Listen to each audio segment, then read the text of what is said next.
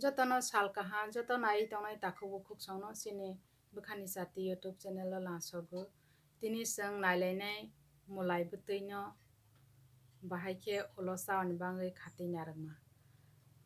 Mulai bwtui ulo chawani bagwi watui patui rogo hati khai maya amo hai jora rogo hinkhe chani bagwi tabuk mulai bwtui no heleui satungo phrai kaham khe tisai narwkla hinkhe ulo chowi chakhai chamawo moso chamawo haini bagwi tini mulai bwtui helai phramani no nailainai helebai paikhe laoui nai.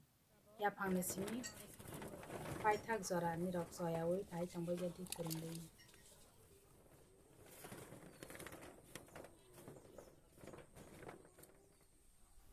Tini ni chamung khatimung o mulai bwtui phramani chwng nailailaha hinkhe tini ni mulai bwtui chamung khatimung o phramani bono nirok chajagwi tongmoha hinkhe like share tei subscribe rok bo khaibai jadi hinkhe bwskang ni video rogo hahaai malai laifina jotono khulumkha.